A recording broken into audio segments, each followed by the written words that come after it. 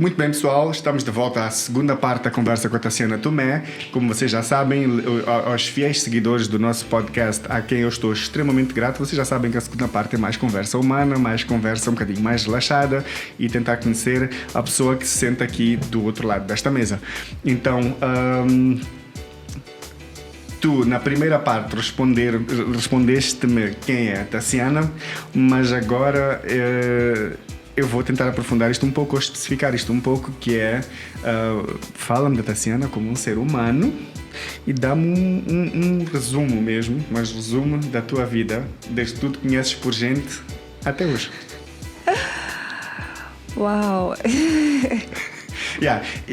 Este podcast é assim. Não há ninguém que tenha passado por aqui que não tenha tido uma pergunta. Que não tenha tido que responder a essa pergunta. Yeah, esta pergunta é big.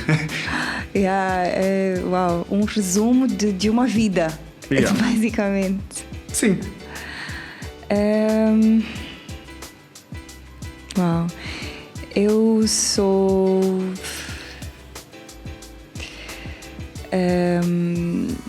sou uma mulher moçambicana que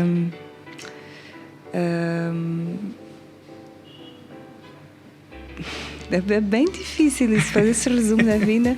Eu acho que tive um grande privilégio porque eu cresci numa família de muita diversidade. Tenho uma família que vem de diferentes backgrounds culturais, sociais, e eu acho que isso foi muito enriquecedor para mim. Então tenho parte da minha família no Chimoio, na Beira, outra parte em Portugal, e acho que isso foi muito importante também porque essa diversidade cultural acabou influenciando muito também na minha expressão artística, nas coisas que eu gosto e nos meus valores. Considero-me muito privilegiada por isso e considero muito privilegiada também porque acho que tive pais excepcionais no educar. Falo especificamente. Okay. Acho que foram pais que permitiram muita liberdade para seguirmos os nossos desejos e tive também a possibilidade de estudar fora e de viajar. Então tive a possibilidade de viver em alguns países que também foram importantes para mim. Eu fiquei alguns anos na Holanda e fiz amizades muito importantes que até hoje tenho. E depois também tive a oportunidade de fazer o mestrado em Londres, que também foi outra experiência, e também fiz outras amizades muito, muito importantes. Uma delas é uma atriz e viveu comigo, que se chama Maria, que é uma pessoa incrível. E, enfim, poderia falar de vários nomes, mas surgiu-me agora porque estive a partilhar agora com ela recentemente. Okay. Então eu acho que isso assim, foi... Esses países por onde tive a oportunidade de viver também foram lugares onde fiz muitas amizades e construí relações com pessoas de vários cantos do mundo. E isso naturalmente abre-te as perspectivas para muitas outras coisas. Muito. E foi engraçado que, por exemplo, a minha experiência na Europa foi uma experiência de muito mais contacto com a África. Okay. E noutra ótica. Sim, com outras referências, porque eram referências de uma diversidade de países africanos, né? Então eu tinha amigos da Nigéria, de Botsuana, de Zimbábue, conhecer pessoas do norte da África. Então foi conhecer outras referências e outras realidades africanas, porque muitas vezes quando estamos aqui estamos muito fechados, talvez conhecemos mais os nossos vizinhos. Os nossos vizinhos e os mais próximos. Exato. Então foi também muito importante para mim. E também tive muitos professores que eram da América Latina. Então também criei assim uma ligação especial com uma proximidade, né, com esse continente. E bem, não vou falar depois da parte profissional porque acho que já acabei falando, mas depois disso eu tive a oportunidade de trabalhar nessa área de educação, muito em ONGs sempre, e depois mais recentemente criei cofundei, não é, com a minha sócia, uma empresa social que agora conta com outras colaboradoras e que, como falei, é uma empresa voltada para a área dos direitos humanos e direitos da mulher em particular. Não tenhas problema em dizer o nome da empresa. Chama-se Mukadzi. Mukadzi, e nós também... É Mukadzi Colaboratório Feminista. Né? Mukadzi tem algum significado? Mukadzi significa mulher em Shona. Shona, okay. Em Shona, que é a língua da minha família paterna. Ok.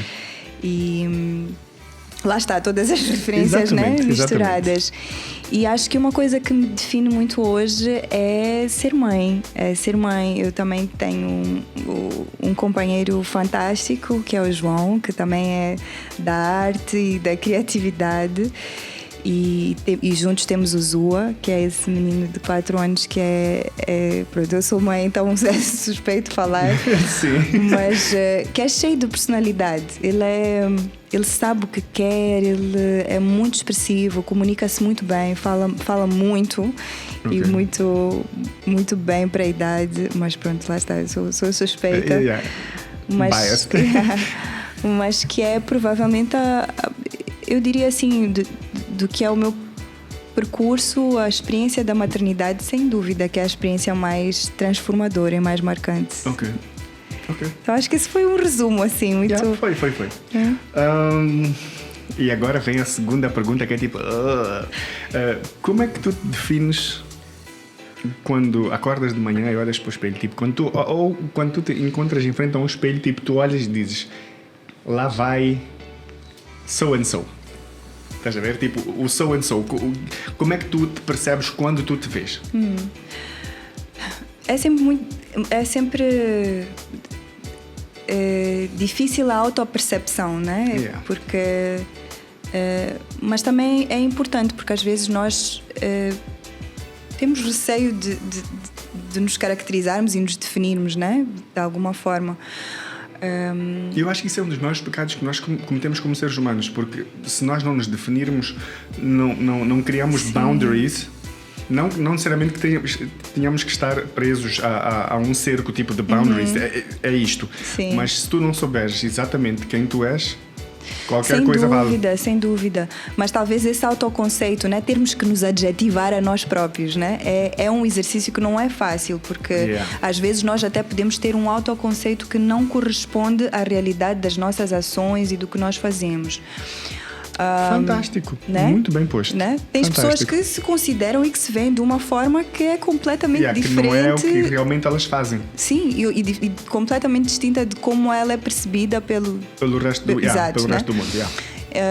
Mas eu acho que, honestamente, e olhando para todo o meu percurso, eu acho que eu tento ser uma pessoa justa. Eu acho que a questão da justiça é uma questão que me move muito. E a questão do amor.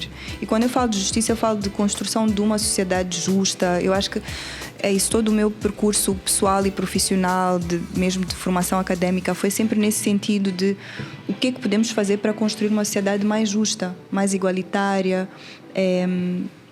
Então eu acho que é uma coisa que me caracteriza muito e sinto que tento ser isso. Posso, obviamente, falhar inúmeras vezes nisso, mas isso é ser humano. E o amor, eu lembro-me que eu acho que eu sinto que eu sou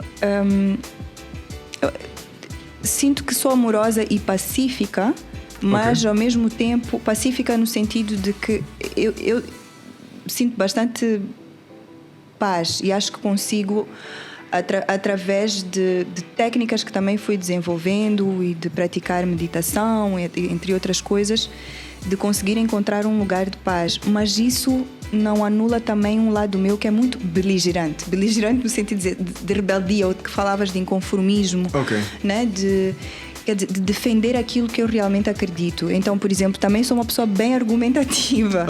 Então eu acho que e argumentativa não no sentido de querer argumentar por argumentar, mas normalmente tem a ver com defender um posicionamento em que eu acredito. Em que tu acreditas, então eu acho que sim, eu acho que justiça, amor e um pouco de luta aí também nesse sentido. E com isto vem a outra pergunta, tipo, nesse olhar ao espelho, não vem assim à superfície a questão de seres feminista? Sim, eu não acho... Não é uma coisa que te identifique, tipo, prontamente. Faz parte do teu âmago, mas não necessariamente como uma frontline thing. Será? É um valor. O feminismo, para mim, é um valor, né? Um princípio. Então, eu posso dizer que sim, que faz parte da forma como eu me identifico. Ok. E talvez também eu partilharia um pouco o meu entendimento do que é feminismo, porque eu sei que existe... Essa era a pergunta. O que é para ti ser feminista? Porque existe muita... primeiro, existe muita desinformação, muita falta de conhecimento do que significa... Não só do que significa feminismo, mas da história do feminismo, como é que ele se constrói, dos vários movimentos feministas pelo mundo, né, que foram os movimentos feministas que permitiram que mulheres pudessem votar. Tipo sufrágio, exatamente. Né? Uma coisa tão simples, nisso. uma coisa tão simples como o direito do exercício político, né? O direito a ser cidadã e a escolher quem vai liderar o meu país. Isso foi uma coisa alcançada recentemente. Muito recentemente. Né? E quando a gente... enfim, tantas outras leis que só agora, muito recentemente, nós estamos a ter que protegem os direitos das mulheres. Então, o meu entendimento de feminismo é simplesmente, e talvez colocando da forma mais simples possível, o direito de que mulheres e homens possam existir com acesso aos mesmos direitos, que tenham a mesma liberdade de existir. E acho que uma coisa importante é que mulheres e homens são todos diversos.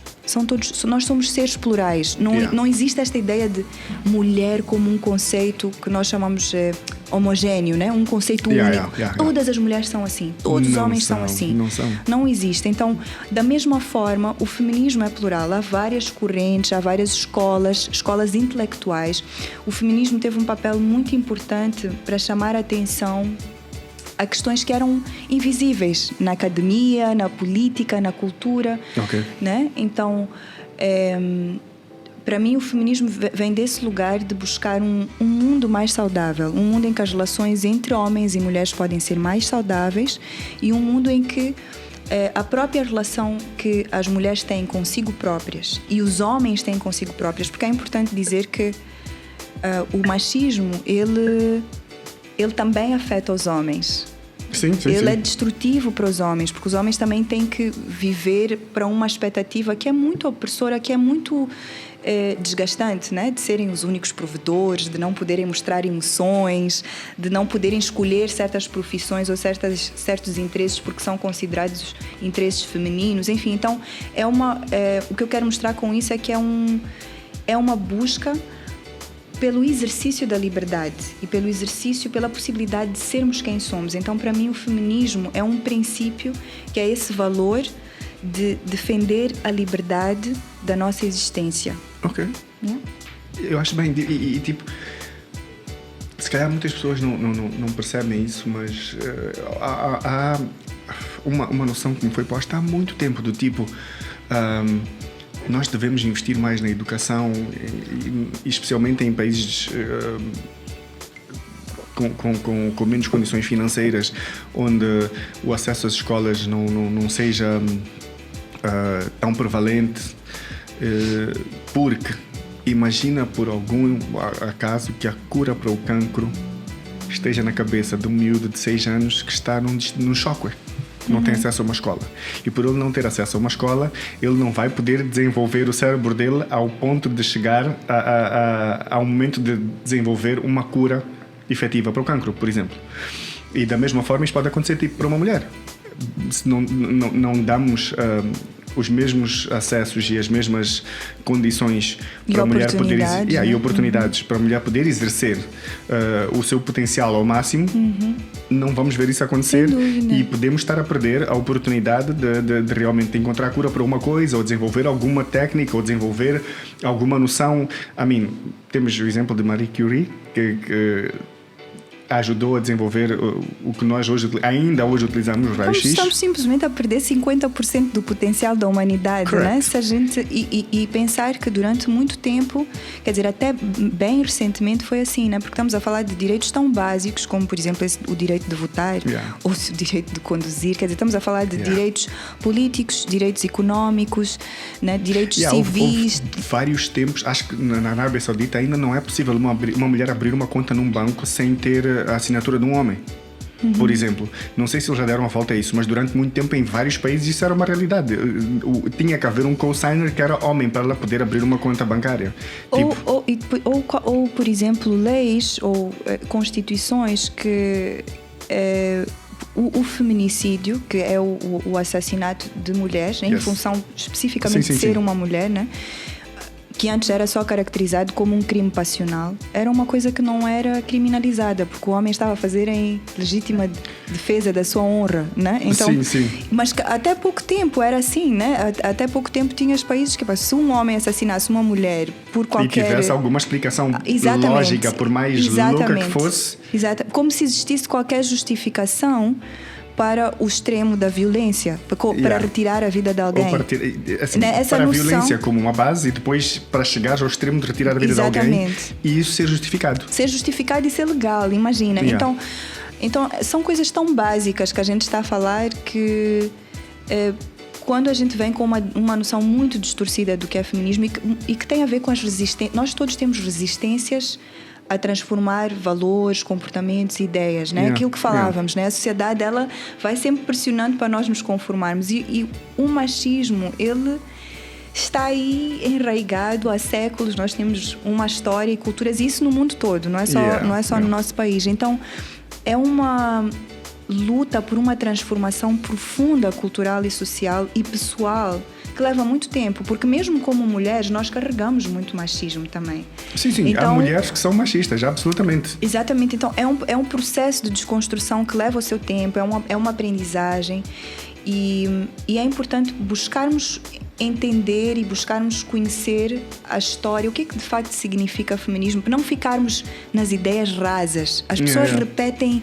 coisas que ouviram de outros sem conhecer, sem procurar entender, e acho que isso é importante, sair desse lugar raso do superficial e procurar entender o que é que de facto isso significa. Por que existem mulheres que estão em busca de defender direitos básicos? É porque existe alguma coisa uma desigualdade muito profunda. Esses direitos básicos não estão a ser conferidos. Olha, só a título de exemplo, em Moçambique, as mulheres constituem 77% da força laboral. A maior parte no setor informal, na agricultura. Ok. Portanto, estamos a falar da base da nossa economia. Exatamente. São as mulheres.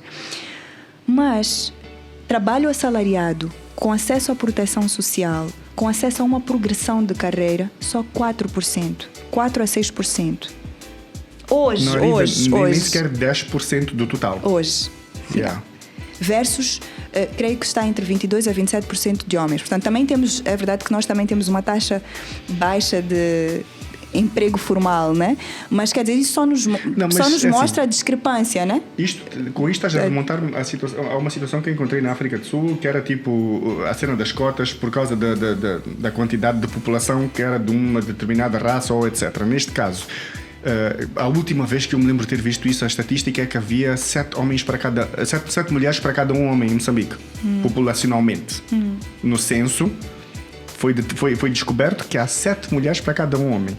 E, no entanto, há mais homens a receberem melhor do que mulheres. Há mais mulheres a trabalhar, mas há mais homens a receber melhor do que mulheres. Então, há ainda E essa desigualdade, quer dizer, é só um exemplo, que estamos a falar do mercado laboral. Mas essa desigualdade a gente vê em outras esferas, né? Em posições de liderança. E quando tu vais olhar depois, por exemplo, para as composições das empresas, para as posições que as mulheres ocupam, para o salário.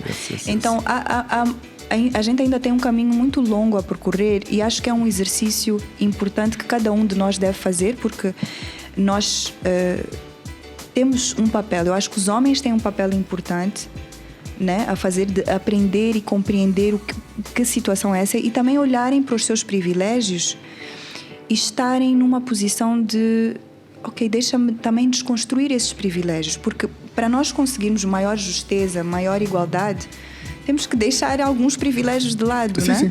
Então eu acho que esse exercício é muito importante, é uma coisa difícil, porque mexe com muitas coisas que às vezes vão tão num lugar pessoal, vão num lugar mesmo na forma como fomos educados, na forma como vimos os nossos pais se relacionarem, né? Na forma como aprendemos, nós próprios nos aprendemos a relacionar. Então é uma coisa que vai para o lugar do nosso afeto. Então é por isso que é tão delicado, um tema tão sensível, mas que é tão importante, porque o político é íntimo. Quando a gente fala de buscar igualdade de direitos nesse nível político e económico, é também no nível íntimo do espaço. É que tu não podes separar, a política das pessoas. Exato. A política é feita pelas pessoas e como as pessoas veem o mundo é como elas vão querer fazer a política. Então não dá para separar o mundo e as situações realmente do íntimo. É bastante interessante que tenhas dito isso e é um bom ponto de vista. Agora, claramente tens um soft spot, uma paixão ou um lugar especial para feminismo. E eu pergunto, o feminismo afeta as tuas decisões como mulher empreendedora?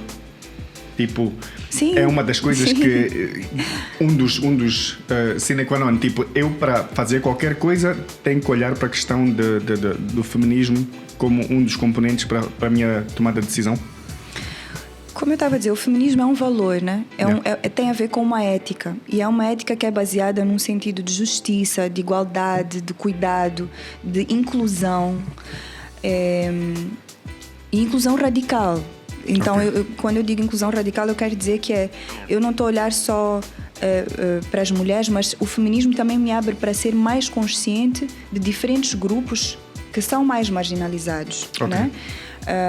Ou que historicamente sofrem preconceitos, que historicamente vêm sofrendo sempre violências.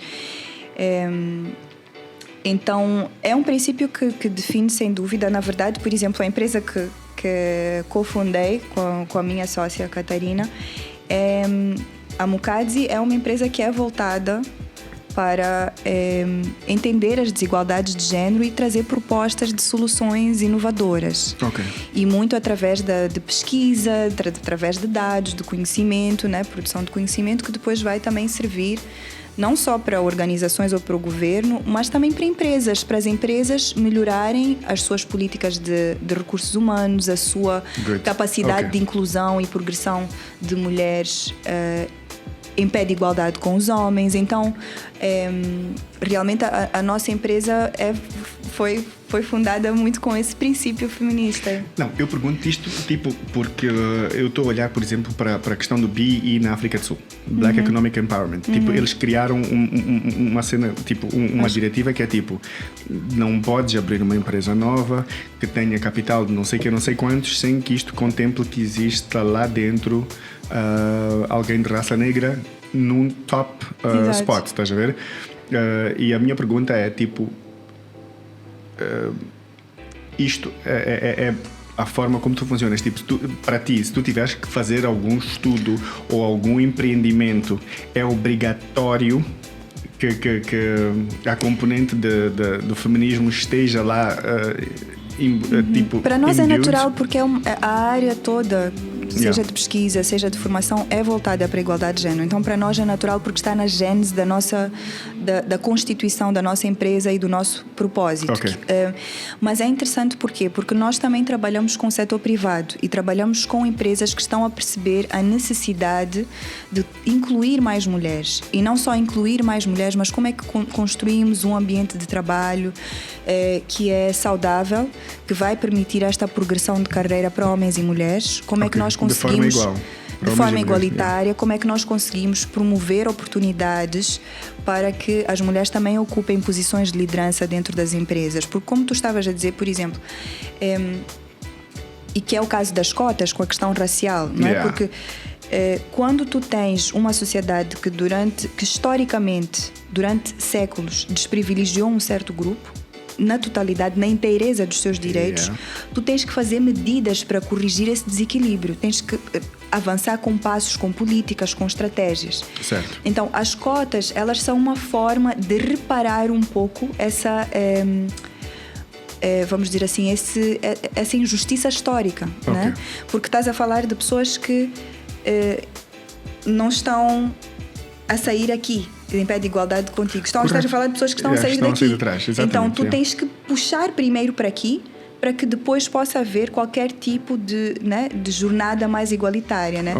Então são, vamos dizer assim, são medidas corretivas, e as cotas têm um papel importante. Por exemplo, no acesso à universidade, como bem estavas a dizer, se tu não, em determinados contextos, mesmo a nível das empresas, por exemplo, há áreas que tradicionalmente são ocupadas por homens, logística, transporte, certas indústrias, enfim, só estou a dar aqui alguns exemplos, que se tu não estabeleces políticas específicas, vai ser muito difícil atrair e reter mulheres. Porque estruturalmente estás num país em que, como estava a dizer, as mulheres percentualmente têm menos acesso à educação, desistem logo após o ensino primário, portanto não conseguem progredir na educação para ter o acesso às oportunidades, porque vivem numa sociedade que é uma sociedade que basicamente lhes diz para abandonar a escola, né? Que terminam o ensino primário ou são forçadas a um casamento prematuro, a uma união prematura, enfim, há uma série de fatores ali, de barreiras, mas então todas essas barreiras a gente tem que olhar e perceber que medidas a gente pode tomar para reduzir essas barreiras e permitir então que as mulheres e os homens possam estar em lugar de aceder às mesmas oportunidades de trabalho, etc. Ainda, e provavelmente vai ser a última pergunta neste tópico, mas agora já voltamos um pouco mais para a questão humana. Tipo, tu és mãe de um rapaz e trabalhas com feminismo, e mais cedo no podcast falaste-nos de diferentes escolas de como se apresenta o feminismo, e o que está mais prevalente nos mídias hoje em dia é uma forma de feminismo que não tem sido muito bem recebida pelo mundo, porque também tem sido um bocado abrasiva, corrosive, e um bocadinho agressiva no método como pretendem fazer as coisas. Então, como mãe de um rapaz, como é que tu refletes sobre criar um homem numa sociedade ou num mundo que está quase a criar uma impressão de que neste momento nós temos que reprimir ou oprimir um bocadinho a masculinidade ou o sexo masculino a favor do sexo feminino? Não é necessariamente isso, mas o que se vê nos mídias é muito isso. É tipo, muitas mulheres anti-homem ou anti-masculino ou anti-patriarcado, whatever, seja lá qual for a nomenclatura que tu queiras utilizar para a postura que estão a tomar. Como é que tu, como feminista, preparas um rapaz para um mundo que neste momento está a desenvolver a caminho de igualdade de género? Primeiro, talvez desconstruir essa premissa, né, a premissa de que é preciso oprimir homens para as mulheres terem os seus direitos. Acho que é a mídia que nós vivemos hoje tem um fluxo de informação gigante em curto tempo. E sensacionaliza muito isso. Exato, que sensacionaliza, que distorce e que vai buscar esse divisionismo, porque esse divisionismo, né, essas visões extremistas... Isso é o que gera views e gera... Exato. Então, na verdade, a mídia produz a informação que é desinformação. E desinformação, que é desinformação, né, que é entretenimento e que vai para um lugar de criar uma polaridade nas pessoas, esse divisionismo. Então, primeiro, essa premissa está completamente distante do que é o feminismo. O feminismo é o pressuposto da igualdade. E atenção, é a igualdade de direitos. Não é dizer que o homem é igual à mulher na sua gênese. As pessoas são diferentes. E tens mulheres diferentes umas das outras, tens mulheres e homens diferentes, completamente diferentes. Tens uma mulher que pode ser negra, que pode ser lésbica, que pode ser muçulmana, uma mulher que pode ser chinesa, quer dizer, todo o contexto é completamente diferente e vai se refletir em mulheres com perspectivas e ideias completamente distintas. Então, o feminismo também reflete essas diferenças e há vários movimentos, várias escolas, mas na sua gênese, o que feminismo significa é igualdade de direitos, ok? Significa que, independentemente de onde eu venha, independente do meu sexo, eu tenho direito de existir e tenho direito de fazer as minhas escolhas em liberdade e em consciência. Yes. E tenho direito de ser um ser ativo, político, ativo, socialmente ativo, na esfera económica, na esfera cultural, na vida pública e privada. Enfim, é só o respeito à igualdade de direitos. Agora, então isto só para dizer que eu iniciaria por discordar dessa premissa de que há um mundo que quer oprimir homens. E talvez também, desculpa, só distinguir uma coisa. Antipatriarcado é muito diferente de anti-homem. O patriarcado é uma estrutura, um sistema em que o homem tem o privilégio e o domínio político, económico, social. Yeah. Mas esse patriarcado ele também é altamente opressor para o homem. Por quê? Porque constrói uma imagem muito específica de como é que tem que ser esse homem. Que é o tal homem provedor, e não podes desfiar disso. O tal homem que não pode entrar em contacto com as suas emoções, o tal homem que só pode ter uma única, quer dizer, um único set de interesses que são considerados interesses masculinos. E acho se que já estás a começar a dar a resposta com isso. Né? E se desvia desses interesses, deixa de ser o homem, deixa de performar a ideia do que é homem. Então, a luta antipatriarcal é para desmontar um sistema que te diz assim, só existe esta masculinidade. Porque essa definição de uma única forma de ser homem é altamente opressiva. Eu tenho muitos amigos homens e todos eles são radicalmente diferentes, yes, com sensibilidades, com interesses diferentes, e também percebo neles o quanto o patriarcado e o quanto o machismo também os colocou em situações de adoecimento mesmo, de falta de saúde mental, né? Isto leva-nos de volta exatamente ao primeiro podcast O primeiro podcast foi explicar o que é um homem sigma, que é perfis psicológicos, e o que estás a falar é que basicamente o patriarcado somente acredita no macho alfa, que tem que ser o líder, e tem que ser isto, e tem que ser estoico, e tem que etc, etc. Mas tu tens macho alfa, macho beta, macho delta, sigma, etc. E todos eles são... Hás de certeza que tu, depois de fazeres um bocadinho de research sobre esses perfis psicológicos, se tu fores olhar para os teus amigos homens, tu has de encontrar, ok, este é mais isto, este é mais aquilo, pela forma como ele é. E isso são os perfis psicológicos. E talvez só acrescentar que mesmo essa noção do que é o macho alfa, que é muito construído numa vertente de masculinidade muito baseada no domínio, na ideia da agressividade, na ideia de que a liderança também significa exercer poder sobre. Então, se a gente for olhar muito das desigualdades que nós temos e da violência que nós temos, e não estou a falar só violência entre as pessoas, entre homem e mulher, mas estou a falar das guerras, dos conflitos que nós temos, são uma indústria bélica que é dominada por homens. Eu não estou a falar só de quem faz a guerra, mas estou a falar da indústria de armas. São homens que estão à frente disso. Correct.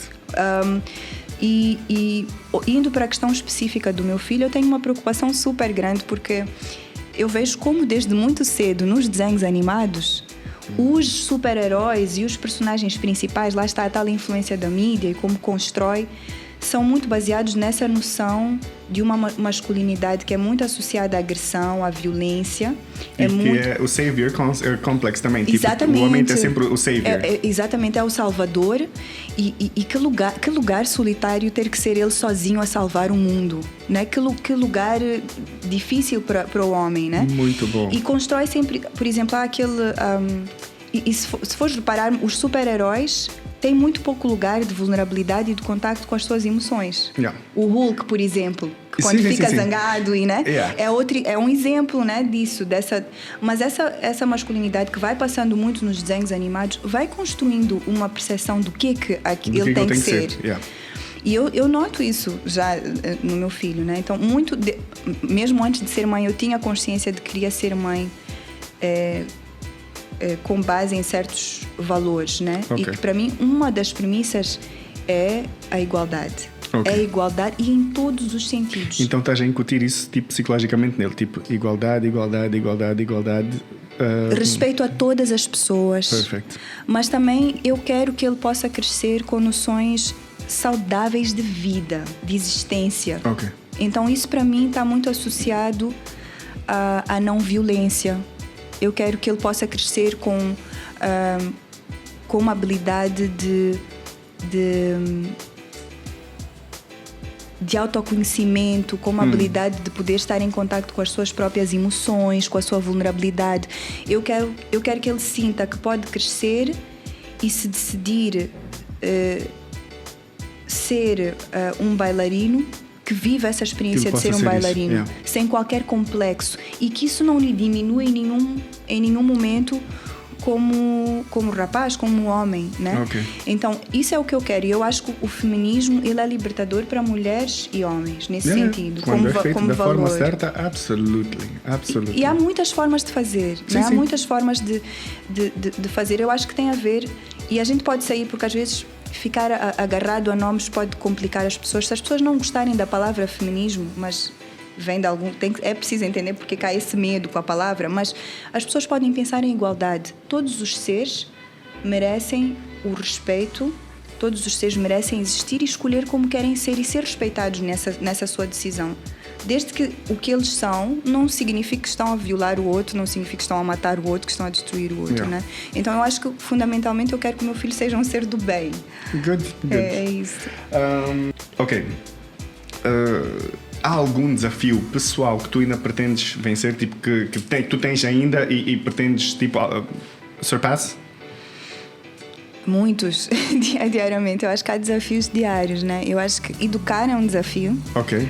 Né? Como a gente estava a falar desse lugar da maternidade e do educar, eu acho que nos coloca sempre em contacto com as nossas limitações. Ok. E claro que também há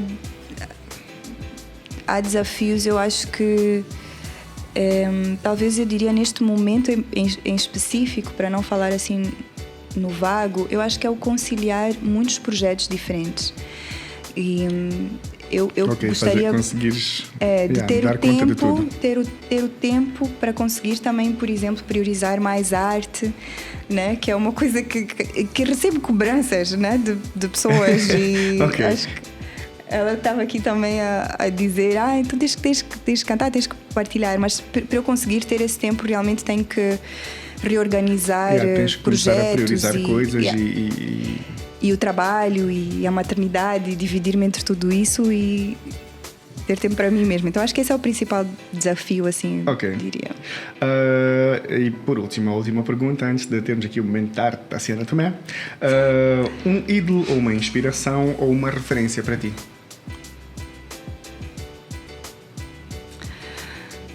Eu não tenho... Eu acho que assim, não idolatro ninguém, né? Porque acho que as pessoas são humanas e às vezes quando a gente coloca num lugar de idolatrar os humanos são falíveis e depois a dada altura se tu pões num pedestal muito alto, qualquer pequena coisa pode se tornar muito grande. Mas tenho referências assim de pessoas que admiro muito e que são figuras de sabedoria, de compaixão, de amor. Eu acho que não posso não falar da minha mãe.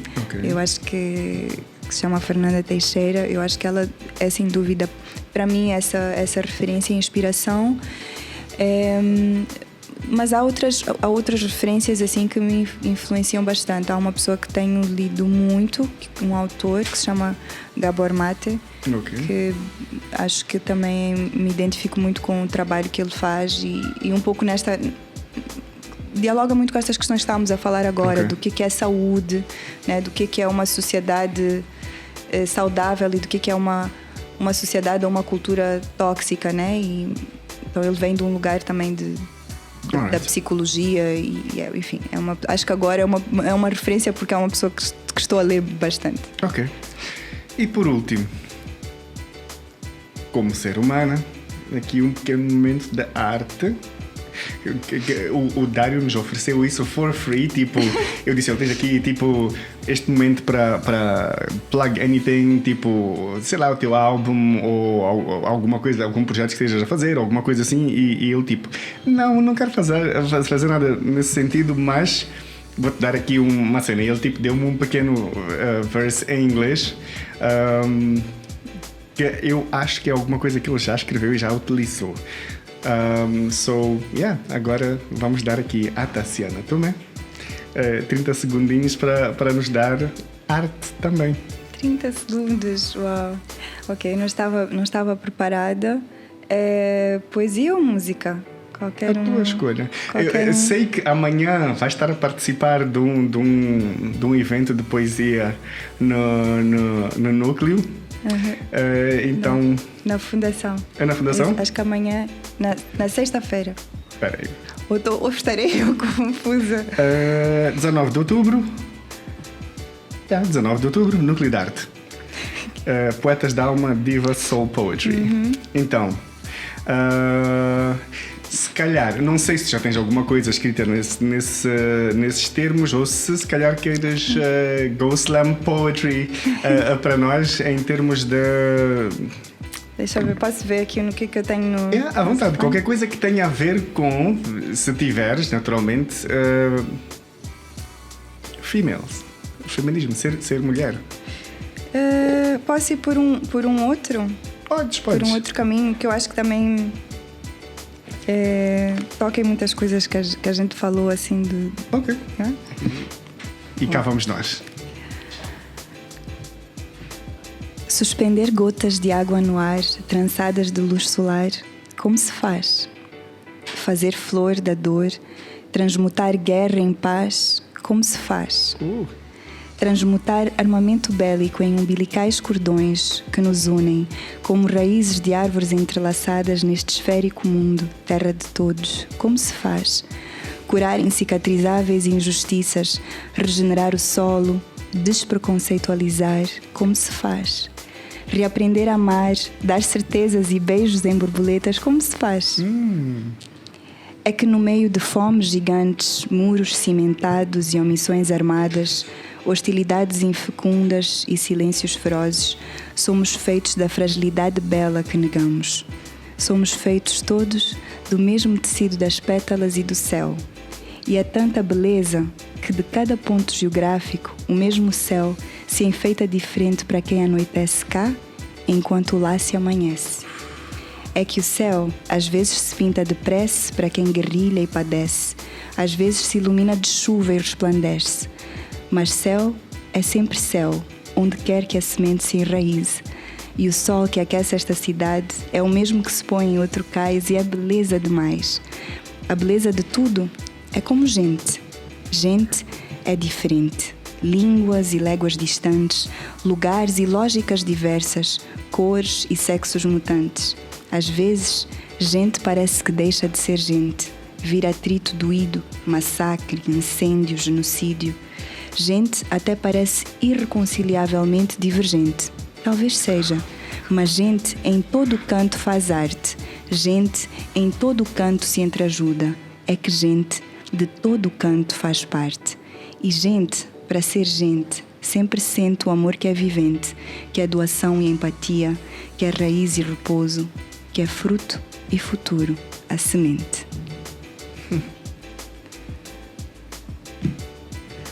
Yes, eu ainda estou a digerir isto.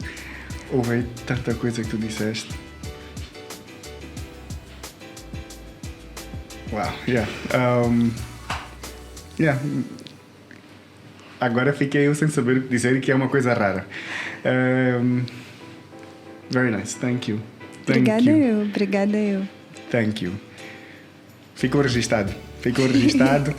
Primeiro dei o meu debut do meu texto e agora a Tassiana também deixou aqui um texto que de certeza eu vou ter que ouvir de novo, porque eu tenho certeza que há nuances que me passaram agora, que ouvindo a segunda ou a terceira vez eu vou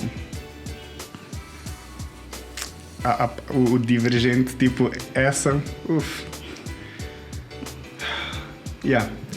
arte, não há nada mais a dizer, tipo, arte é uma cena muito especial mesmo, e com um toque de arte nós concluímos essa segunda parte e acho que não podia ser concluído de melhor forma, e eu convido todo mundo a mais uma vez, tipo, voltar atrás, tipo, uns 2 minutos e começar a ouvir este poema de novo e depois ouvir mais uma vez e tentarem perceber exatamente sobre o que isto era. Eu tenho aqui uma pequena impressão, depois vou discutir em off-court sobre isso, mas mais uma vez, thank you a todo mundo que esteve a assistir. Conforme podem ver, nós continuamos a acreditar na igualdade de participações porque convidamos homens e mulheres e depois também homens e mulheres ao mesmo tempo. Então, o nosso podcast pode ser considerado também feminista, acredito eu. Boa. Mais uma vez, thank you a todo mundo que nos tem estado a assistir, que nos tem estado a mandar sugestões e que tem estado a deixar comentários. Nós vamos continuar e, pelo menos para este episódio, é tudo. E thank you very much. Mais uma vez, Tassiana. Obrigada, eu adorei. Vou-te convidar de novo para falarmos especificamente sobre feminismo. E aí eu tenho certeza que eu vou ter que chamar mais pessoas. Vamos tentar todos aqui a ter uma mesa redonda, não um círculo, uma roda. Vamos conversar um pouco melhor sobre isto e tentar desmistificar isto um bocado.